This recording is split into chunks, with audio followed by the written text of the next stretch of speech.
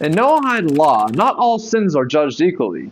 It's true in a Noahide society, if one intentionally violates one of the 7 Noahide laws, they will carry full liability for their actions. But what if they acted ignorantly? What if they didn't know the law? What if the sin was accidental? Are they then considered fully liable?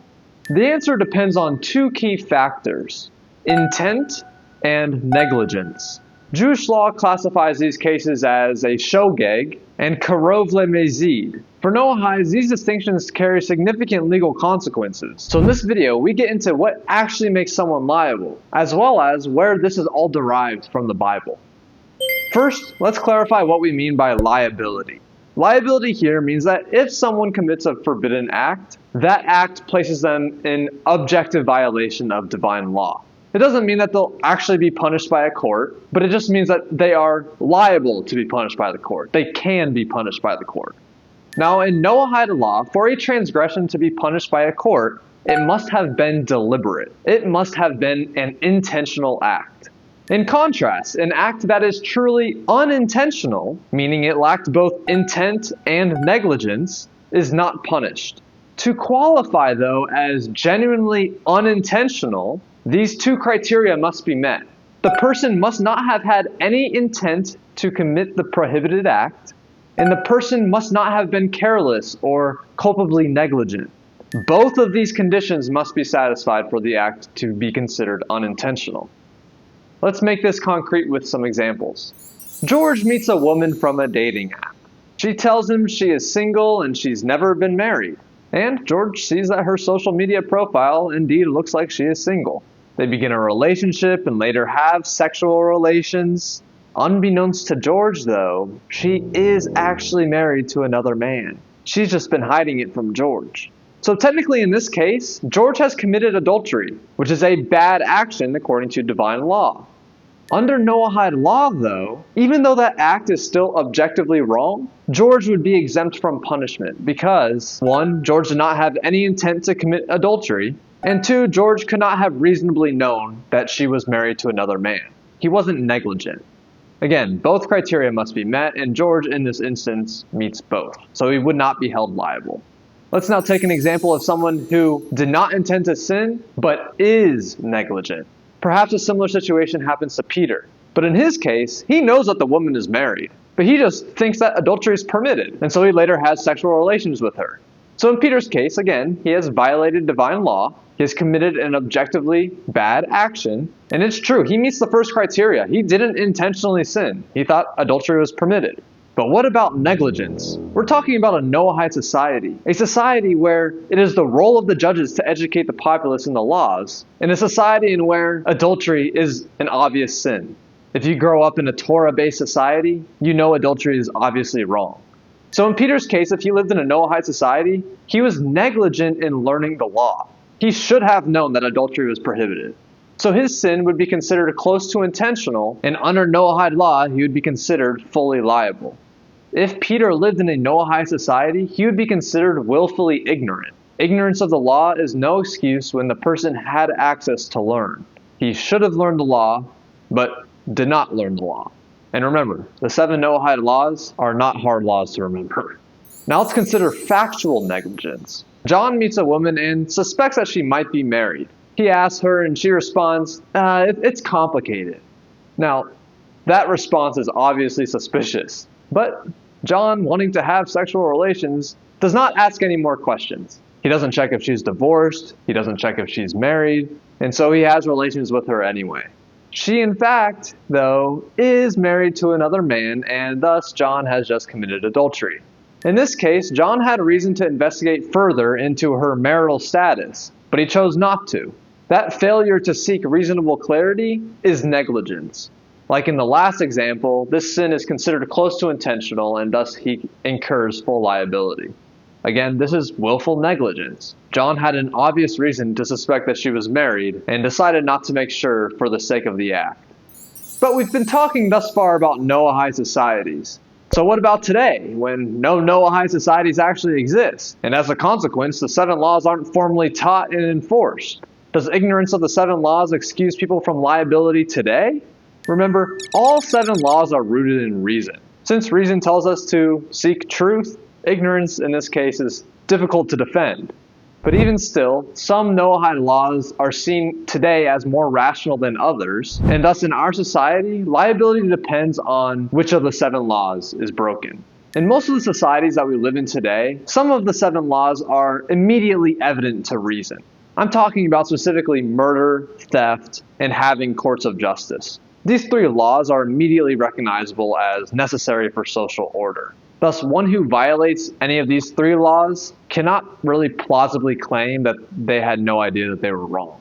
So, whether or not a Noahide court exists, violating one of these 3 laws places a person in objective violation of divine law. If a proper court existed, it could prosecute, and even if no court exists, the person remains accountable before God. But other Noahide prohibitions aren't as immediately obvious and evident to us today. We're talking specifically about worshiping idols, certain sexual relations, and eating meat taken from a living animal. Now, they're all rational laws, but they aren't as self-evident without instruction, especially when modern society allows some of these. In the societies in which most of us live today, violation of these laws probably wouldn't make somebody fully liable, since they hadn't had proper education and reasonable access to know the laws. You may have noticed, though, that we haven't mentioned blasphemy. If a person knows that God exists and understands that he is cursing the Creator, the prohibition of blasphemy is logically clear, and thus it would fall into the category of murder, theft, and courts. But in the societies that we live in today, which are mostly secular, many people who would commit blasphemy don't really actually know what they're saying, and therefore their blasphemous actions wouldn't actually be considered as blasphemy, and they wouldn't be held actually liable. Unless, of course, they learned the law. But today, we can't expect people to know the Noahide laws when the government doesn't formally educate people on the Noahide laws. So where in the Bible is this principle found, that a non-Jew can be held liable for unintentional sins committed through negligence? The answer is Genesis 20. Avimelech, the king of Gerar, takes Sarah into his household, believing that she is Abraham's sister. In truth, though, Sarah is Abraham's wife.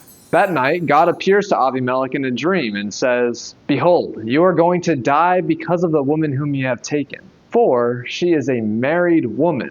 But Avimelech protests. "Did that guy not say to me that she is my sister? And she, Sarah, even she said, 'He is my brother.' With the innocence of my heart and with the purity of my hands have I done this." So from Avimelech's response, we can infer certain things.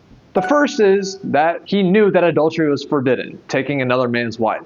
We see he doesn't ask God why taking somebody else's wife is wrong. He simply claims that he just didn't know that they were married. Thus, Avimelech's claim is not that he didn't know what the law was. His claim is that he didn't know what the facts were. He was told that Sarah and Abraham were siblings, not spouses. But pay attention to how God responds. He says, "I too know that you did this with the innocence of your heart, and I have withheld you from sinning against me." Presumably, God made it so that Avimelech didn't have sexual relations with Sarah that night. And at first glance, it seems like God is letting Avimelech off the hook.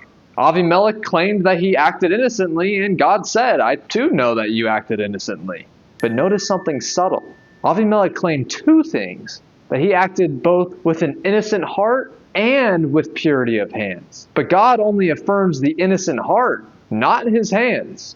Indeed, the Midrash picks up on this and explains that God essentially says, "You acted with a pure heart, but not with clean hands." So remember the 2 categories that make a sin unintentional. It must have been committed without intent. In this criterion, God affirms that Avimelech committed the sin without an actual intention to sin. He had an innocent heart. But God did not affirm that Avimelech had clean hands. So he's lacking in this negligence category.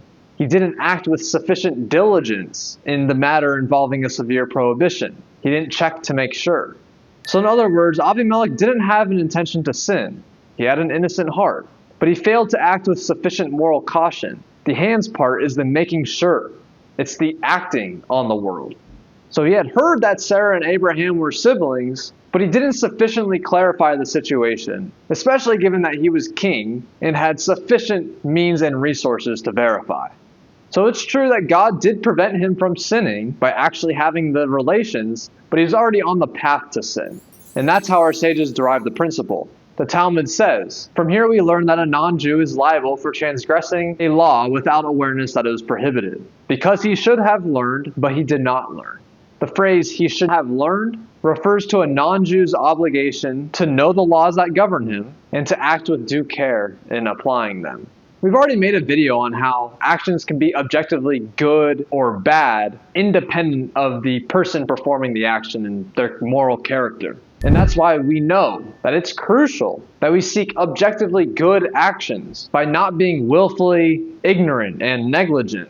In a Noahide society, though, everybody should be taught the laws. And in a situation, one is supposed to act in a reasonable manner in verifying the facts. And as for Avimelech, the Torah doesn't present him as a model for virtue, in case you're feeling bad for him. For one, he didn't welcome Abraham as a guest. He didn't offer them protection or even ask meaningful questions. Avimelech's first concern was taking Sarah into his house. While he may not have acted with malicious intent, his priorities revealed a lack of moral refinement. And in the end, his hands betrayed his heart. Now, it's important to note some later commentators, particularly the Kamdat Yisrael, note that Maimonides, in talking about this ignorance in the law, does not cite this Avimelech case. So some debate whether Maimonides actually thought that Avimelech's behavior was truly negligent or not.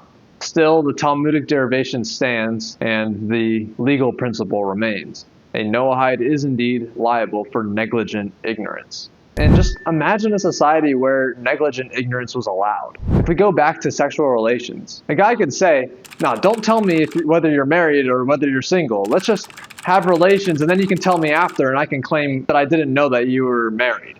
See, this obviously doesn't go. So to summarize, an unintentional sin is never punished. Now, it's true that unintentional murders may have to look out for a blood redeemer, and in another video we'll touch on this. And also, damage that one personally causes to another's person or property, there's still liability regardless of intent. But in general, unintentional sins are not punished, but for a violation to be considered unintentional, it must meet those two criteria. It must lack both an intent to sin and culpable negligence, a failure to act with reasonable care regarding the law or the facts. Now, if someone sins intentionally, they are fully liable. Again, they must meet both criteria. And our sages derived this from Avimelech and Sarah. Avimelech didn't show proper responsibility in checking whether Sarah was indeed married. For example, maybe she was brother and sister with Abraham, but she could have been married to somebody else. So these reasons are in part why God holds him accountable, but ends up preventing his inevitable sin. In a Noahide society, when everybody will be properly educated in the law, ignorance will not be an excuse. The only way one will be able to claim an unintentional act is if they actually committed it unintentionally and if they weren't careless or negligent. Today, though, in our modern society, not everybody's taught about the laws, so people are really only liable for murder, theft, and courts. But I assume this liability kind of lies on a spectrum. The Torah does not back willful ignorance, and so hopefully with these videos, society can become less ignorant. I hope you guys enjoyed, maybe learned something. Thank you, as always, for watching.